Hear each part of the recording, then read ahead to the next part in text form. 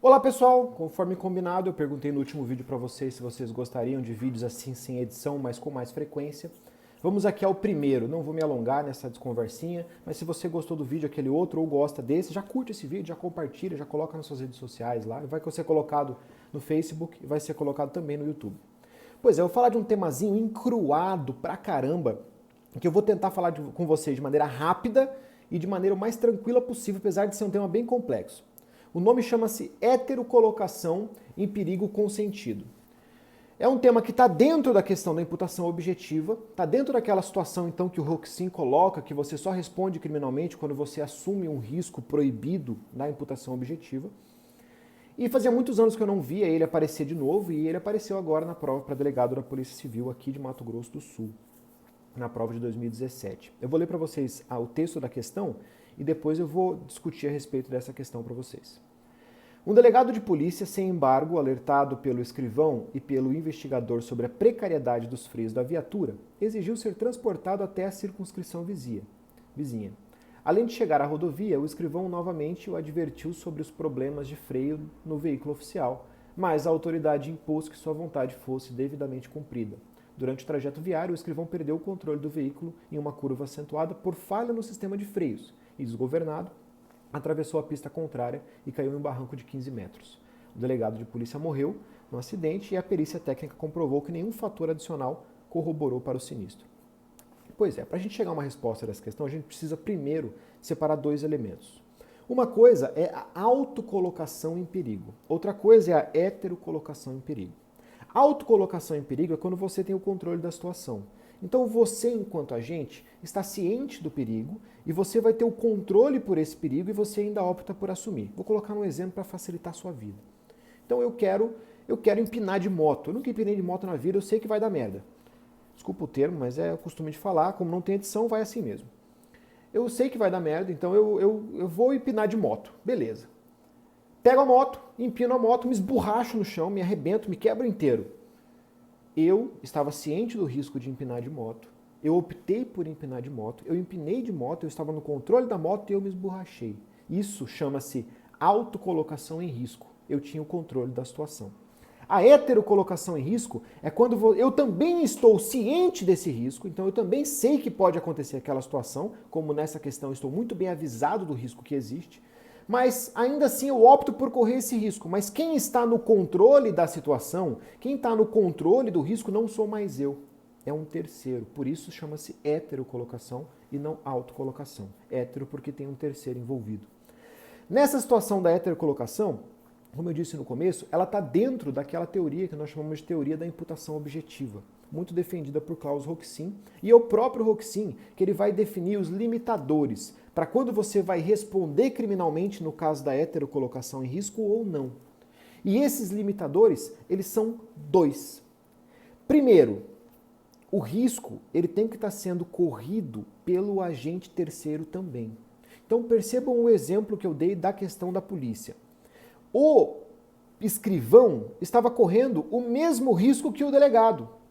Então o delegado optou sim por se colocar em risco, mas o escrivão que estava no carro, ele também estava correndo um risco de forma equivalente ao delegado. Então os dois acabaram entrando em risco naquela situação.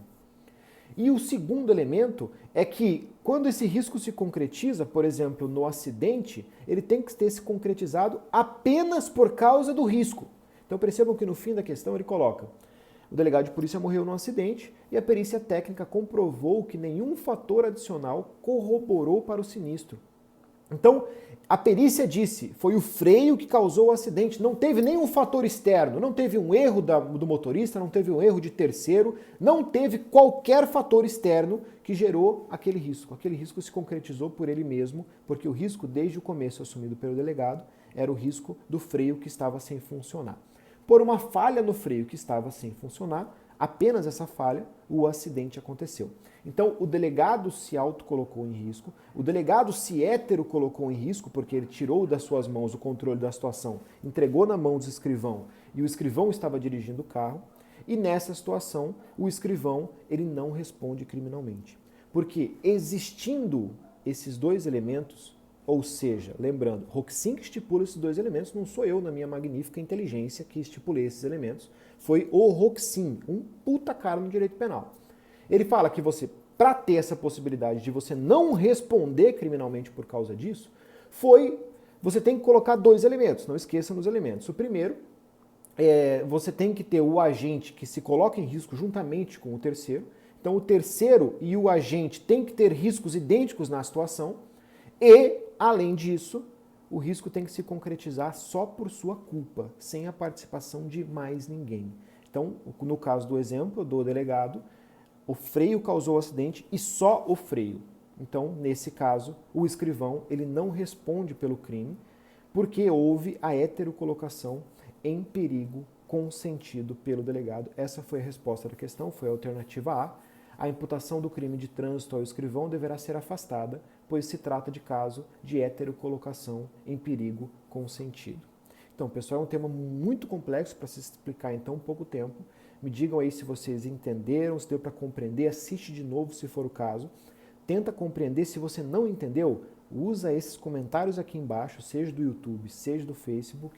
Usa os comentários para você dizer, olha, não entendi, Marlon, isso está muito complicado para mim, que eu vou tentar te colocar materiais para você poder entender essa situação e, se for o caso, eu gravo um vídeo um pouco mais elaborado e um pouco maior, tentando explicar de maneira um pouco mais pormenorizada esse elemento da heterocolocação em risco consentido. Lembrando que isso é uma coisa bem aprofundada, então vai para concursos de magistratura, de promotoria, delegado, como foi o caso, de defensoria pública. Dificilmente vai cair num concurso um pouco mais tranquilo ou na prova da OAB, mas é um tema muito bacana e tem discussão. LFG, o Luiz Flávio Gomes, ele não concorda com esse entendimento. Para ele, o terceiro, ele tem que responder nessa situação. Então nós temos aí de um lado o Roxin, que define esses elementos relacionados à heterocolocação. Nós temos várias pessoas que concordam com o Roxin, mas nós temos aqui um grande doutrinador brasileiro, o Luiz Flávio Gomes, que ele entende diferente, ele entende que não teria. Só para colocar outros exemplos que são colocados pelo próprio Roxin, para você ver situações em que também ocorre a heterocolocação em risco. Primeiro exemplo, um casal apaixonado, a mulher tem AIDS, o marido não tem AIDS, aí eles resolvem que eles vão transar sem camisinha. A mulher fala pro marido, não vamos transar sem camisinha porque eu tenho AIDS, você pode pegar AIDS. O marido fala, não, mas eu quero sem camisinha, eu sei que existe o risco, mas eu quero, eu tô optando por fazer isso. A mulher acaba consentindo e eles têm a relação sexual e ele acaba adquirindo AIDS. Isso é um dos exemplos colocados pelo Roxin.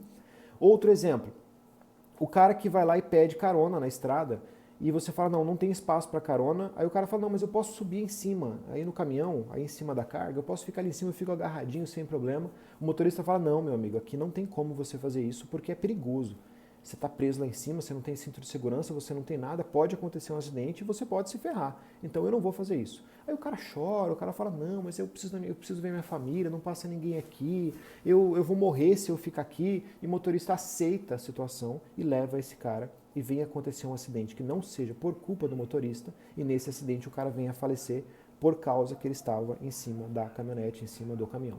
Então são situações em que o Roxin coloca como exemplos dessa heterocolocação, mas esse exemplo da prova para delegado de Mato Grosso do Sul foi um exemplo muito bem elaborado e descreve exatamente todos os elementos relacionados à heterocolocação em risco consentido, que, para a gente relembrar, são eles. O primeiro, que o terceiro esteja correndo o mesmo risco do que o agente que está assumindo o risco, do que a vítima, e segundo, que dentro dessa situação, o risco se concretize apenas por causa do risco, sem a participação de ninguém além do risco especificamente, então, no caso, por causa do freio.